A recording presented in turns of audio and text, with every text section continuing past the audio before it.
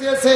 গত এক সপ্তাহ আগে থাইল্যান্ডে গিয়ে নরেন্দ্র মোদী ডক্টর ইউনূসের সঙ্গে দেখা করতে বাধ্য হয়েছে। আল্লাহু আকবার বলেন। আপনারা ঘরের মধ্যে দেখেছেন না, ডক্টর ইউনূস বসে আছে তার প্রশাসনের কর্মকর্তাদের নিয়ে, ওই বসে আছে নরেন্দ্র মোদী, আর ডক্টর ইউনূস যেই ঘরের মধ্যে ঢুকেছে ওরা দাঁড়িয়ে ডক্টর ইউনূসকে সম্মান জানাইছে। আল্লাহু আকবার বলেন। তার মানে শিক্ষক রুমের মধ্যে ঢুকলে ছাত্ররা যেভাবে সম্মান করে, ডক্টর ইউনূস ভেতরে ঢোকার পরে নরেন্দ্র মোদী এইভাবে সম্মান করতে বাধ্য হয়েছে। তার মানে বোঝা যায় নরেন্দ্র মোদী ষড়যন্ত্র করে কোনো কাজ হয়নি, ডক্টর ইউনূসের কাছে হার মানতে বাধ্য হয়েছে। সুতরাং আপনাদের কাছে একটা কথা পরিষ্কার করে বলি, এই যে বাংলাদেশে সত্য করে বলেন তো, দ্রব্যমূল্যের দাম আগের চাইতে কম না বেশি? আরো ধরে বলেন। গত 16 বছরে আমরা রোজা করেছি, ইফতারে কারেন্ট নাই, সাহারিতে কারেন্ট নাই, তারাবির সময় কারেন্ট নাই। এইবার রোজায় কি বিদ্যুৎ গেছে? এ যখন গেছে। দ্রব্যমূল্যের দাম কম না বেশি? গতবার যেই মরিচ ছিল 1000 টাকা কেজি, এইবার সেই মরিচ 50 টাকা কেজি। গতবার বেগুনের দাম ছিল 400 টাকা কেজি। স্বৈরাচার হাসিনা বলছিল বেগুনি দিয়ে বেগুনি বানানোর দরকার নাই, মিষ্টি কুমড়া দিয়ে বেগুনি খাও। এ কথা কর না কা। ও বলেছিল কাঁঠাল দিয়ে বার্গার বানাও। আর সেই বেগুন এইবার কত? 40 টাকা কেজি। আর আল্লাহ এইবার আলু এত ফলন দেছে, আল্লাহর রহমতে স্টোরও থোয়ার জায়গা নেই। এ কথা কর না কা। আসেন আল্লাহর কোরআনের দিকে লক্ষ্য করুন, এত বরকত কেন আসলো? আল্লাহর কোরআন বলেছেন ওয়ালাউ আন্না হালাল কুরা আমানু ওয়াত্তাকু লাফাতাহনা আলাইহিম বারাকাতিন মিনাস সামাই ওয়াল আরদ।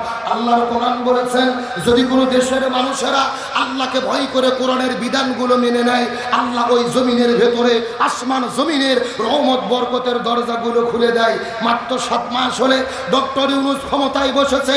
আমার মনে বলে এই রকম পুরুষ সরকার যদি 5টা বছর ক্ষমতা চালাতে পারে, এই দেশটা ডক্টর ইউনূসের নেতৃত্বে মালয়েশিয়া সিঙ্গাপুর হয়ে যাবে, এতে কোনো সন্দেহ নাই। কিন্তু আমাদের দেশে একটা কথা আছে ভাই, বেশি ভালো ভালো না। কিছু লোক পাগলা হয়ে গেছে, ইউনূসকে কেমনে ক্ষমতার থেকে নামান যায়। এ কথা কর না গা। আমার নবী হাদিস শরীফের মধ্যে বলে যেই পরিবারের প্রধান হয় নারী, ওই পরিবার পৃথিবীতে জাহান্নাম। আর যেই দেশের রাষ্ট্রপতি প্রধানমন্ত্রী নারী হয়, ওই দেশে শান্তি আসতে পারে না। সুতরাং আমরা সিদ্ধান্ত গ্রহণ করব, এতদিনে যা করেছে ভুল করেছি। আগামী নির্বাচনে এই বাংলার জমিনে আর কোন নারী প্রধানমন্ত্রী রাষ্ট্রপতিকে দেখতে চাই না। আগামীতে পুরুষ প্রধানমন্ত্রী, পুরুষ রাষ্ট্রপতি কারা কারা দেখতে চাই, দুটো হাত আল্লাহকে তুলে দেখা।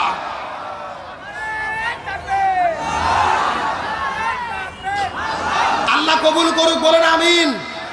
আমার কথার সঙ্গে কি একমত?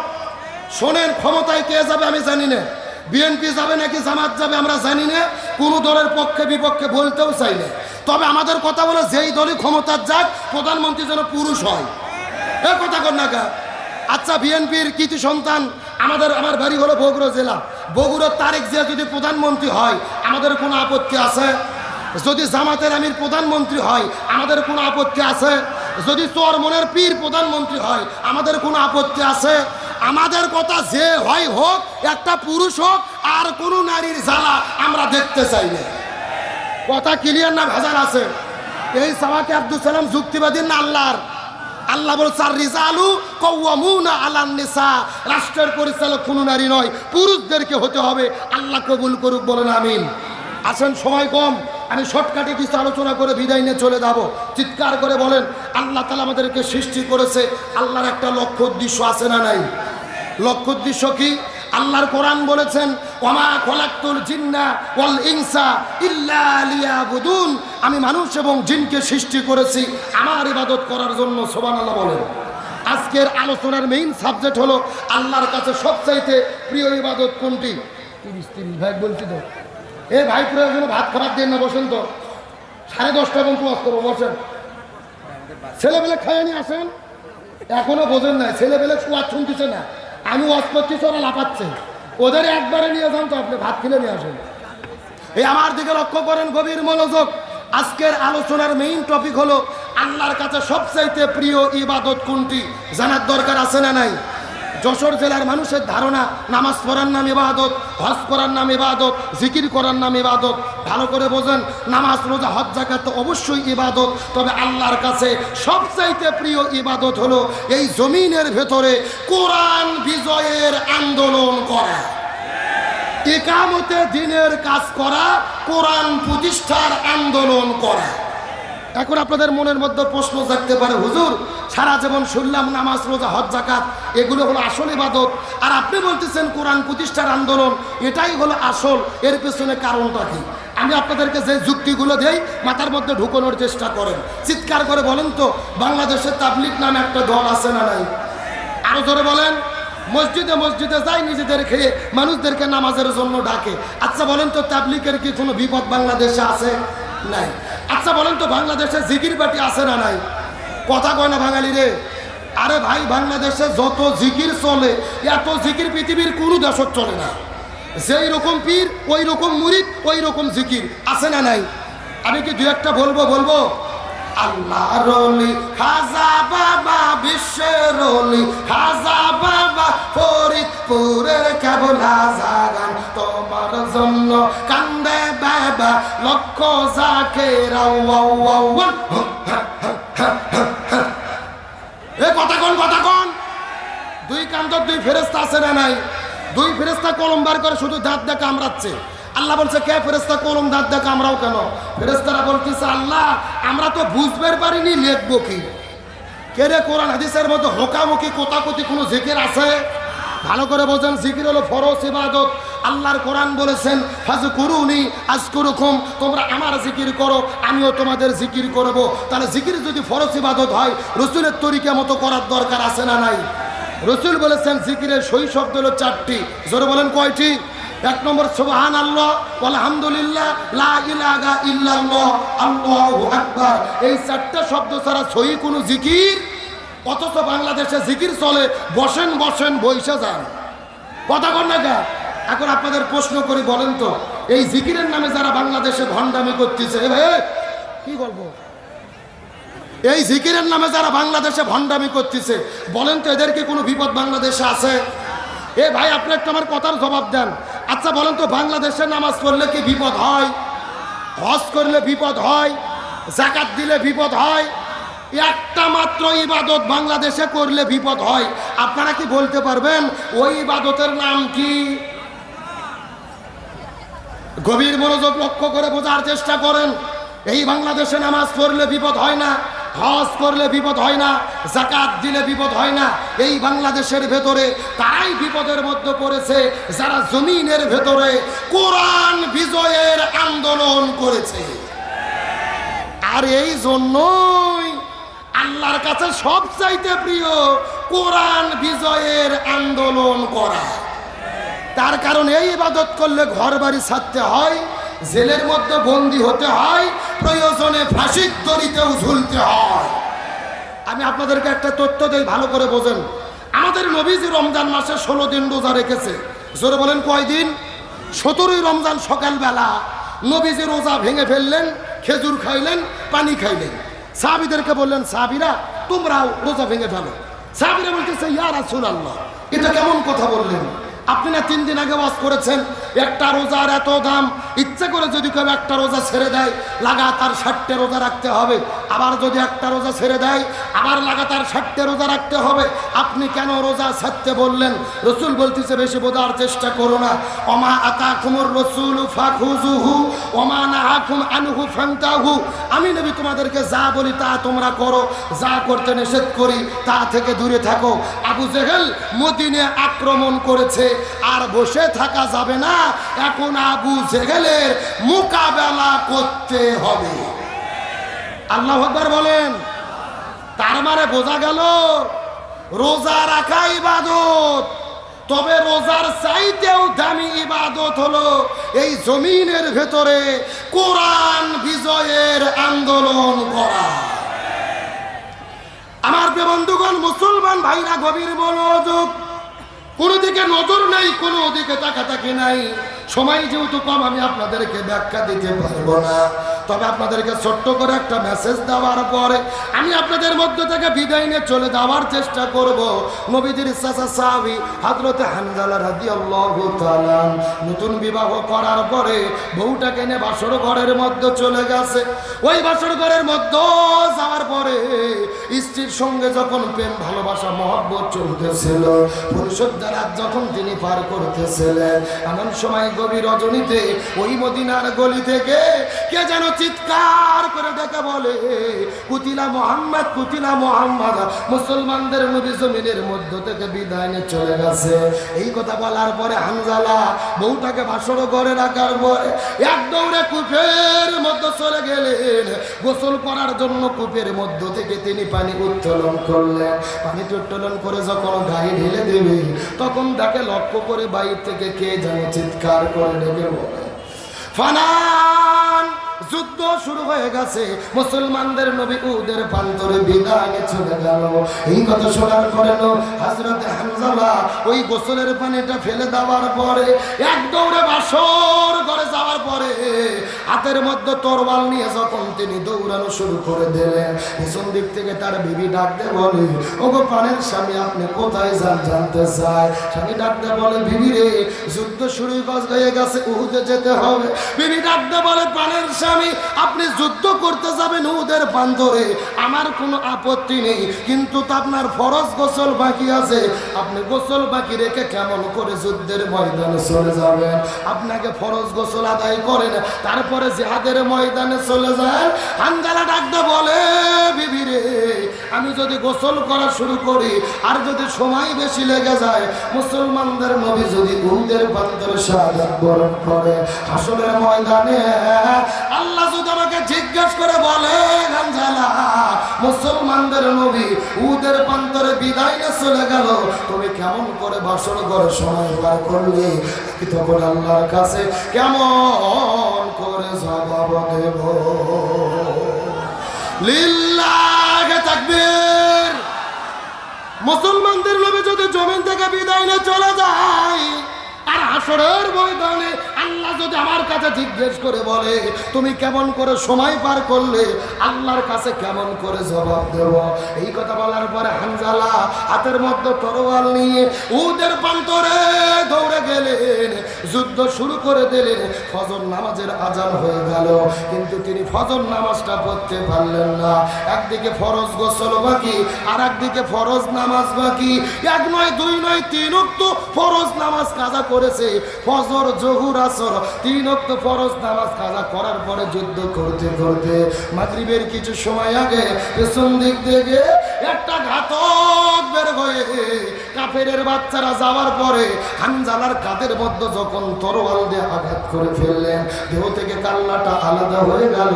হযরত হানজালা মাটির মধ্যে পড়ে গেলেন, ঝরঝর ঝরঝর করে রক্ত পড়া শুরু করলো। কিছুক্ষণ পরে লক্ষ্য করে দেখা গেল ওই সাহাবী হানজালা বাসর ঘরের মধ্য থেকে আসার পরে উহুদের প্রান্তরে শহীদ হয়ে এই জমিন থেকে শাহাদাতের নজরানা পেশ করে বিদায় নিয়ে চলে গেলেন। এ যশোরে মুসলমান গভীর মনোযোগ লক্ষ্য করুন, উহুদের প্রান্তরে শুধু হানজালা নয়, নবীজির ৭০ জন সাহাবী এই জমিন থেকে বিদায় নিয়ে চলে গেছে। আজকেও যারা মক্কা মদিনায় হজ আর উমরা করার জন্য যাবে, ওই মদিনায় গেলে কিন্তু দেখতে পারবেন ওই মদিনায় উহুদ পাহাড়ের পাদদেশে একই জায়গার ভেতরে ৭০ জন সাহাবীর কবর আছে। চতুর্দিক থেকে ঘেরাও করে ওয়াল দিয়ে দেওয়া হয়েছে। মদিনায় গেলে কিন্তু উহুদ পাহাড়ের নিচে দেখতে পারবেন।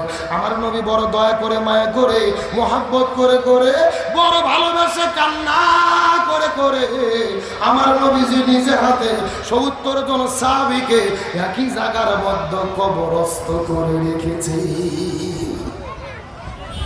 এ যশোরে মুসলমান গভীর মনোযোগ লক্ষ্য করুন, ওই মদিনায় যাওয়ার পরে লক্ষ্য করে দেখতে পারলাম ওই মদিনার মধ্যে হাজার হাজার পাহাড় দেখা যায়, কোনো পাহাড় কিন্তু লাল না, উট পাহাড়কে যত পরিমাণ লাল দেখা যায়। আমি মদিনার মানুষদেরকে জিজ্ঞেস করে বললাম, মানুষেরা এই মদিনায় হাজারো পাহাড়ের ভেতরে উট পাহাড়কে কেন লাল দেখা যায়? মদিনার মানুষেরা ডাকতে বলে, হুজুর মিথ্যা কথা বলবো না, কিতাবের মধ্যে পড়েছি, আমরা আমাদের পূর্বপুরুষদের কাছে শুনেছি মুসলমানদের নবী যুদ্ধ করতে করতে উহুদ পাহাড়ে যখন চলে গেছে, ওই পেছন দিক থেকে কাফেরের বাচ্চারা আসার পরে নবীর মাথার হেলমেটের মধ্যে যখন আঘাত করে ফেললেন, নবীজির মাথার হেলমেটটা যখন দুই ভাগ হয়ে গেল, এক ভাগ নবীজির বুকের মধ্যে ঢুকে পড়েছে, নবীজির বুকের দান্দার মোবারকটা শহীদ হয়ে গেল।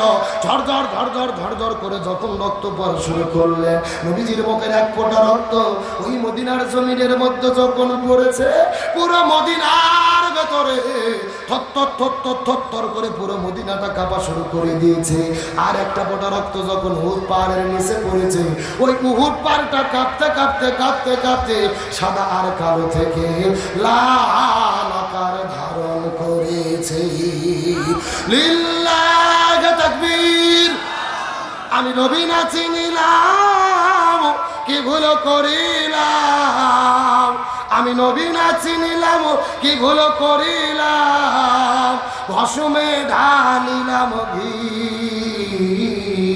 মানুষ হইয়া জন্ম লইয়া মানুষের করিলাম কি, আমি মানুষ হইয়া জন্ম লইয়া মানুষের করিলাম কি। আমার নবীজির বুকে রক্ত পড়ার কারণে পুরো মদিনা লালে লাল হয়ে গেল। নবীজি লক্ষ্য করে দেখতে পারলেন উহুদের প্রান্তরে ওই মদিনার মধ্য থেকে একটা সুন্দরী মেয়ে দৌড়ে দৌড়ে চলে আসতেছে। নবীজি মেয়েটিকে জিজ্ঞেস করে বলে, মা কোথায় থেকে তুমি আসলে? মেয়েটি কান্না করে করে ডাকতে বলে, ইয়া রাসূলুল্লাহ আপনি কি আমাকে চিনতে পেরেছেন?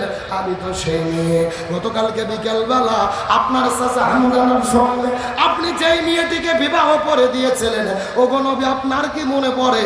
আপনার চাচা হানজালা আমাকে বিয়ে করার পরে যখন আমাকে নিয়ে বাসর ঘরের মধ্যে চলে গেছে, ওই বাসর ঘরের ভেতরে প্রেম ভালোবাসা মহব্বত চলতেছিল।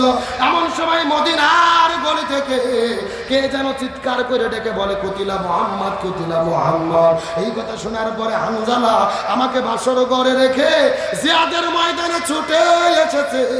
আমি কিছুক্ষণ আগে জানতে পেরেছি আমার স্বামী জমিনের মধ্য থেকে বিদায় নিয়ে চলে গেছে। ওগো নবীজি আপনি ভুল বুঝবেন না, মনের মধ্যে কষ্ট নেবেন না, আমার স্বামী বিদায় না চলে গেছে, এই জন্য আমি কোনো কান্না করি না। আমার কান্না করার কারণ হলো আমার স্বামীর ফরজ গোসল বাকি আছে, আপনি একটু আমার স্বামীর জন্য গোসলের ব্যবস্থাটা করে দেবেন। লিল্লাহ তাকবীর। এ যশোর মুসলমান গভীর মনোযোগ লক্ষ্য করো, আমার স্বামী জমি থেকে বিদায় না চলে গেছে, এই জন্য আমি কোনো কান্না করি না। আমার কান্না করার কারণ হলো আমার স্বামীর ফরজ গোসল বাকি, আপনি গোসলের ব্যবস্থাটা করে দেবেন।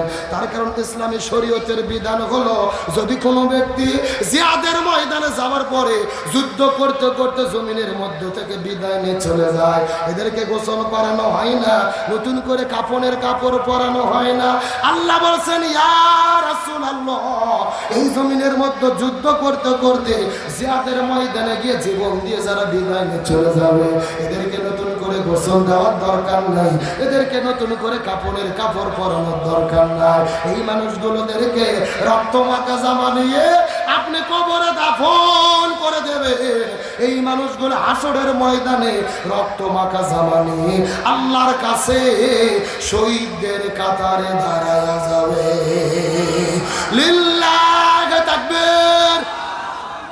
এতক্ষণ পর্যন্ত শোনার পরে বোঝা গেল এ যশোরে মুসলমান, তার মানে মেয়েটির কথা শুনে বোঝা গেল ইমানের বলে যারা বলিয়ান হয়, হাসতে হাসতে জীবন দেয়, জালেমের জুলুমের কাছে মাথা নত করে।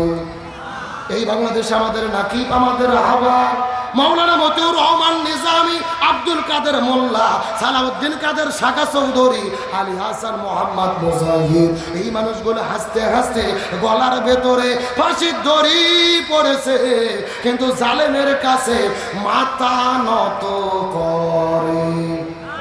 ওই কোরআনের পাখি শহীদ আল্লামা দেলোয়ার হোসেন সাইদি অর্ধশত বছর ধরে যিনি কোরআনের মাহফিলে আলোচনা করলেন, যার আলোচনা শোনার পরে হাজারো মানুষ কালেমা পড়ে পড়ে মুসলমান হয়ে গেল। যেই মানুষটা কাবা ঘরের মধ্যে ঢুকে নামাজের অনুমতি পাইল, যেই মানুষটাকে বুকের মধ্যে জোরে ধরে ওই কাবা শরীফের ইমামে চুমু খাইল, ওই কোরআনের পাখিটাকে 1 নয় 2 নয় 13 বছর জেলের মধ্যে বন্দী রাখার পরে জেল থেকে বের করে হসপিটালে ভর্তি করে ইনজেকশনের সিরিজের মধ্যে বিষ ঢুকাইয়া আল্লামা সাইদির শরীরের ভেতরে বিষ প্রয়োগ করে তারা তাকে পরিকল্পিতভাবে হত্যা করেছে। আরো জোরে বলেন। তার বাস্তব প্রমাণ কোরআনের পাখি আল্লামা সাইদিকে 13 বছর জেলে বন্দি রেখে হসপিটালে ভর্তি করে যেই ডাক্তারকে চিকিৎসা করার দায়িত্ব দিয়েছিলেন, ওই ডাক্তারের নাম বলেন ডাক্তার মোস্তফা জামান। এই ডাক্তার কোন ডাক্তার?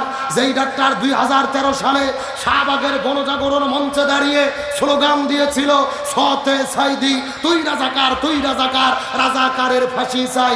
যেই লোকটা আল্লামা সাইদির ফাঁসি চাইল, ওই লোকটাকে দিল চিকিৎসা করার দায়িত্ব। আমাদের বগুড়ার ভাষায় বলে শিয়ালের কাছে ছাগল বাগি। ওই হসপিটালে 2টা নার্স বলেছে, এই ডাক্তার যখন আল্লামা সাইদির শরীরে ইনজেকশন পুশ করেছে, তার কিছুক্ষণ পরে আল্লামা সাইদি মৃত্যুর কোলে ঢলে পড়েছে। তার মানে বোঝা গেল আল্লামা সাইদির মৃত্যু কোনো স্বাভাবিক মৃত্যু ছিল না, এটা পরিকল্পিত হত্যাকাণ্ড। সুতরাং বর্তমান সরকারকে বলতে চাই, ওই কোরআনের পাখি আল্লামা সাইদিকে চিকিৎসা দেওয়ার নামে পরিকল্পিতভাবে যারা হত্যা করেছে, এদের প্রত্যেককেই গ্রেফতার করে ফাঁসির দড়িতে ঝুলাতে হবে। তবে আল্লাহর কি খেলা, যে আল্লামা সাইদিকে স্বৈরাচার আওয়ামী লীগ হত্যা করেছে, 1 বছর পার না হতেই আল্লাহ তাদেরকে দেশ ছাড়া করেছে। এখন বলেন তারা কি দেশে আছে না পালাইছে? আবার ভারতের সীমানার থেকে বলতেছে আমরা ভারতের সীমানার কাছে আছি, যে কোনো সময় শর্ট করে ঢুকে পড়তে পারি। আমরা বলতেছি আপা আসেন, এটা তো আপনার বাবার দেশ, আপনি আসেন, আপনি শর্ট করে ঢুকবেন আর আমরা আপনাকে ফট করে আয়না ঘরে ঢুকে দেবো। এ কথা কন না কেন? ও দেশে ঢুকলে আমরা কি কলা খাবো, ফিডার খাবো? আমরা কোথায় ঢুকে দেবো? বুবু আইবা তুমি আইবা গো, এইবার আইসা বুবু ক্ষমতা পাইবা না। একটু জোরে ঠিক বলেন। যারা ঠিক বলবে না মনে করবে না ওই গ্রুপের লোক। বুবু আইবা তুমি আইবা গো, এইবার আইসা বুবু ক্ষমতা পাইবা না। খোঁজনে বুবু কাদের কাকার অবস্থা খারাপ, দরবেশ বাবার হারুন আঙ্কেল এখন সামনে আসে না। নেতা কর্মী সব জেলের ভেতর, বুবু আছে ডরের উপর, কখন জানি আসে গ্রেফতারি পরোয়ানা। বুবু আইবা তুমি আইবা গো, এইবার আইসা বুবু জিয়ার পাইবা না। কথা বলেন ঠিক কিনা? আল্লাহর কোরআন বলেছে কুতিবা আলাইকুমুল কিসাস, জীবনের পরিবর্তে জীবন, হাতের পরিবর্তে হাত, পায়ের পরিবর্তে পা, চোখের পরিবর্তে চোখ। এই আয়াতের ডিজিটাল ব্যাখ্যা হলো আয়না ঘরের পরিবর্তে আয়না ঘর। তার কারণ বলেন তো আয়না ঘর আমরা তৈরি করেছি নাকি ওরাই করেছে? আমাদের প্রিয় ভাই ব্রিগেডিয়ার আমান আজমি, ব্যারিস্টার আরমানকে 13 বছর জেলে বন্দি করে রেখেছে। সূর্যের আলো দেখতে দেয়নি, বাইরের বাতাস দেখতে দেয়নি, এমনকি আজান যখন হতো বক্সে গান বাজাইয়া আজান পর্যন্ত শুনতে দিত না। সুতরাং ডক্টর ইউনূস সরকারকে বলতে চাই, ওই স্বৈরাচারের যত এমপি মন্ত্রী দোসরকে গ্রেফতার করা হয়েছে, এদের প্রত্যেকেই আয়না ঘরে বন্দি করে রাখতে হবে। আমার কথার সঙ্গে কি একমত? আলোচনা কি চলবে? কারা কারা চলবে? দুটি হাত আল্লাহকে তুলে দেখান। লিল্লাহে তাকবীর। আজকের মাহফিল চলছে চলবে, লিল্লাহে তাকবীর। তাহলে চিৎকার করে বলেন হকের পক্ষে আছে কে? আরো জোরে বলেন। এ যশোরে মুসলমান লক্ষ্য করুন, আমার সময় কম, একটা মেসেজ আপনাদেরকে দিতে চাই। এই যে রাত 12টার পরে হবে 14 এপ্রিল, পয়লা বৈশাখ আছে না নাই?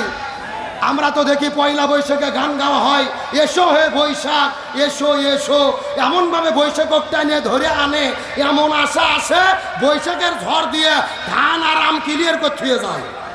কথা কর না কা? এইভাবে বৈশাখ ডাকা নয়। তবে এইবার বর্তমান সরকারকে ধন্যবাদ দেই। আগে করা হতো মঙ্গল শোভাযাত্রা, এইবার সরকার বলেছে মঙ্গল শোভাযাত্রা হবে না, এইবার হবে বৎসবরণ আনন্দ শোভাযাত্রা, আনন্দ মিছিল। চিৎকার করে বলেন আলহামদুলিল্লাহ। আমরা গত 16 বছরে দেখেছি ওই স্বৈরাচার হাসিনার সরকার এই বাংলাদেশের মানুষগুলোকে মুষ্টিক বানানোর জন্য মঙ্গল শোভাযাত্রার নাম দিয়ে হাতির মাথা, ফেসার মাথা, কোকিলের মাথা, বাঘের মাথা দিয়ে তারা মিছিল করত, শোভাযাত্রা করত। চিৎকার করে বলেন তো দেখি, মঙ্গল অমঙ্গলের মালিককে? কল্যাণ অকল্যাণের মালিককে? হাতির মাথা, বাঘের মাথা, ফেসার মাথা, এগুলো কি কোনো কল্যাণ দিতে পারে? সুতরাং আল্লাহ যেটা দিতে পারে অন্যের কাছে কামনা করা সেটা কি? শিরিক। জোরে বলেন সেটা কি? আর আল্লাহর কোরআন বলেছে ইন্না শিরকা লা যুলমুন আযীম, শিরিক হলো মহা জুলুম। অন্য জায়গায় আল্লাহ বলেছে আল্লাহ সব গুনাহ মাফ করলেও শিরিকের গুনাহ মাফ করে। সুতরাং গত 16 বছর দেখেছি রাস্তাঘাটে মোড়ে মোড়ে বঙ্গবন্ধুর মূর্তি বানায়া ভাস্কর্য নাম দিয়ে পুরো বাংলাদেশের মানুষকে তারা মুশরিক বানাতে চেয়েছিল। কিন্তু আল্লাহর কি খেলা, স্বৈরাচার হাসিনা যখন পালিয়ে গেল 30 মিনিটের ভেতরে পুরো বাংলাদেশের বঙ্গবন্ধুর মূর্তিগুলোকে আল্লাহ মাটির সাথে মিশে দিয়েছে। চিৎকার করে বলেন আল্লাহু আকবার। এগুলো কার ফয়সালা? লিল্লাহি তাকবীর। প্রধান বক্তার আগমন, মাওলানা গোলাম রব্বানী যুক্তিবাদী সাহেবের আগমন। মাহফিলের পক্ষ থেকে, এলাকাবাসীর পক্ষ থেকে, জিকুরগাছাবাসীর পক্ষ থেকে লিল্লাহি তাকবীর। আজকের প্রোগ্রামের সম্মানিত প্রধান মেহমান এসে উপস্থিত হয়েছে। আপনারা খুশি না বাজার? আরো জোরে বলেন খুশি না বাজার? আমি 2 মিনিটে শেষ করবো, লক্ষ্য করুন। তাহলে চিৎকার করে বলেন মঙ্গল অমঙ্গলের মালিককে? শুভ অশুভর মালিককে? সুতরাং পান্তা ভাত নয়, ইলিশ ভাত নয়, মঙ্গল কামনা করতে হলে নতুন বছরে 2 রাকাত নামাজ পড়ে আল্লাহর কাছে কামনা করতে হবে। কোন হাতির মাথা, ফাঁসার মাথা আমাদেরকে কল্যাণ দিতে পারে না। আমরা সরকারকে ধন্যবাদ দেই মঙ্গল শোভাযাত্রা বাদ দিয়ে আনন্দ মিছিল করার জন্য। তবে একটা দাবি করি, আনন্দ মিছিলের ভেতরে এমন কোনো মূর্তি যেন বানানো হয় না হয় যার দ্বারা মানুষ শিরিকের দিকে ধাবিত হবে, ঢোল তবলা গান বাজনা অশ্লীলতা যেন না হয়। এই দাবি আমরা করি কি করি না? অবশ্যই করি। তাহলে চিৎকার করে বলেন সাহাবী হানজালার কি গোসল বাকি? আরো ধরে বলেন। আমি কি 2 মিনিট বলবো না শেষ করব? বলবো। তাহলে চিৎকার করে বলেন সাহাবী হানজালার কি গোসল বাকি? আমার বন্ধুগণ, মুসলমান ভাইরা, গভীর মনোযোগ। সময় যেহেতু কম, আমি আপনাদেরকে ব্যাখ্যা দেব না, শর্টকাট আপনাদের মধ্যে বলে বিদায় নিয়ে চলে যাওয়ার চেষ্টা করব। স্ত্রীটি কান্না করে বলে ইয়া রাসূলুল্লাহ, আমার স্বামী জমিন থেকে বিদায় না চলে গেছে, আমার স্বামীর জন্য আপনি একটু গোসলের ব্যবস্থাটা করে দেন।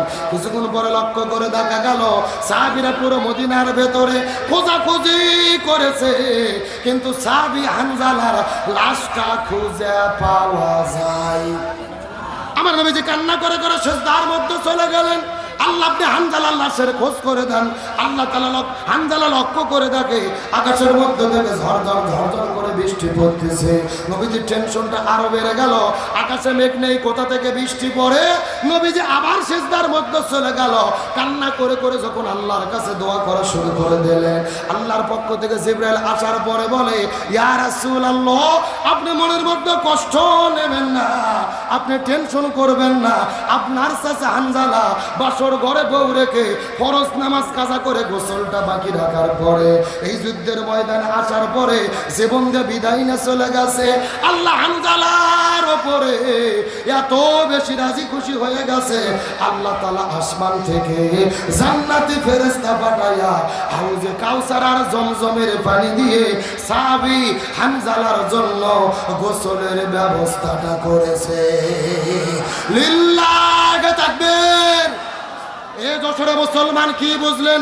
একদিকে ফরজ গোসল বাকি, আর একদিকে 3 ওয়াক্ত ফরজ নামাজ বাকি। আল্লাহ হানজালার উপরে এত বেশি রাজি খুশি হলো, জান্নাত থেকে ফেরেশতা পাঠায়া হানজালার জন্য আল্লাহ গোসলের ব্যবস্থা করে দিল। তার মানে আল্লাহ তাআলা প্রমাণ করলো আল্লাহর কাছে ফরজ গোসলের চেয়ে, ফরজ নামাজের চেয়ে সবচাইতে প্রিয় হলো এই জমিনের ভেতরে কোরআন বিজয়ের আন্দোলন করা। এই জন্য আল্লাহর কোরআন বলেছেন, ওমা ওয়াসাইনা বিহি ইব্রাহিমা ওয়া মূসা ওয়া ঈসা আন আকিমুদ্দিন ওয়া লা তাতাফাররাকু ফি। আল্লাহর কোরআন বলেছে, লক্ষ্য করো, এই পৃথিবীতে যত নবী রাসূল এসেছে সব নবী রাসূলের দায়িত্ব ছিল তারা যেন জমিনে দ্বীন কায়েম করে। ওয়া লা তাতাফাররাকু ফি, এই ব্যাপারে কোনো দলাদলি করা যাবে না। তোমরাও যদি মুসলমান হও এই জমিনে দ্বীন কায়েমের আন্দোলন করো, এই ব্যাপারে কোনো দলাদলি করা যাবে না। কার কথা? আরো জোরে বলেন, কার কথা? সুতরাং এতক্ষণ পর্যন্ত আলোচনার মাধ্যমে বুঝাতে চেয়েছি এই বাংলাদেশে যদি শান্তির প্রতিষ্ঠা করতে হয় কোরআনের প্রয়োজন। সুতরাং বাংলাদেশের ভেতরে স্বাধীনতার 54 বছর পার হয়ে গেছে, একদল ক্ষমতায় এসেছে আর একদল ক্ষমতার থেকে চলে গেছে, আমরা শান্তি পাইনি। সুতরাং আজকের আলোচনার ঘোষণা, এই বাংলাদেশে সব দল দেখা শেষ, আগামীতে আলেমদের নেতৃত্বে কোরআনের বাংলাদেশ। সুতরাং আল্লাহর কাছে সবচাইতে প্রিয় কোরআন বিজয়ের আন্দোলন, ইসলামী আন্দোলনের কর্মী হয়ে এই জমিনে কোরআনকে বিজয়ের পক্ষে কাজ করতে কারা কারা রাজি আছেন? সর্বশেষ একটাবার হাত তুলে দেখান। লিল্লাহি তাকবীর। হাত নামান। আমার সময় শেষ। এই সংক্ষিপ্ত সময়ে আমি আপনাদেরকে বুঝাতে চেয়েছি বাংলাদেশে যদি শান্তি চাই, বাবার নীতি, বেটির নীতি, চাচার নীতি, চাচির নীতি, স্বামীর নীতি, বইয়ের নীতি দিয়ে এই জমিনে শান্তি আসবে না। শান্তি প্রতিষ্ঠা করার জন্য কোরআনের নীতি কায়েম করতে হবে। তাই আসুন বাংলাদেশে কোরআনকে বিজয়ের জন্য আমরা কাজ করে আল্লাহ তৌফিক দিক, বলেন আমিন। আসলে ভাই 1 ঘন্টা সময় ওয়াজের লাইনই ওঠে না, 2.5 ঘন্টা 3 ঘন্টা ওয়াজ করে অভ্যাস। যাই হোক, কিছু পরিবেশন আছেন। আমার প্রধান বক্তা হিসেবে আমার অত্যন্ত ভালোবাসার প্রিয় ভাই, আমার বন্ধুবর গোলাম রাব্বানী যুক্তিবাদী ভাই এসেছেন, তিনিও আলোচনা করবেন। আল্লাহ যদি সুযোগ দেয় আবারও দেখা হলে কথা হবে। যতটুকু আলোচনা করেছি আল্লাহ বক্তা সতবই কামল করার তৌফিক দিক, বলেন আমিন। আর মহিলাদেরকে বলবো, মা বোনেরা, অনেক আলোচনা আপনারা আমার শুনেছেন, আমি মহিলাদের সম্পর্কে আলোচনা করি। সময় যেহেতু কম, ছেলেদেরই আলোচনা হলো না, মহিলা সাবজেক্টে যাওয়ার কোনো সুযোগ নেই। বাকি আলোচনা গোলাম রাব্বানী যুক্তিবাদী ভাই করে আপনাদেরকে পুষে দেবেন ইনশাল্লাহ। বলেন, আমার পরে বক্তা আছে, রব্বানী ভাইয়ের পরে আর কোনো বক্তা নাই। তো আমি ভাইয়ের বলতেছি প্রয়োজনে ফজর পর্যন্ত চালাবেন, কথা কন না গা। আমাদের সময় যে ঠেলাঠেলি হয়েছে আপনার সময় কোনো ঠেলাঠেলি নাই, চালাতে থাকবেন ইনশাল্লাহ। কম আমার বাকি দায়িত্ব ভাইয়ের উপরে দিয়ে আপনাদের কাছ থেকে বিদায় নিয়ে চলে যাচ্ছি। আসসালামু আলাইকুম ওয়া রাহমাতুল্লাহি ওয়া বারাকাতুহু।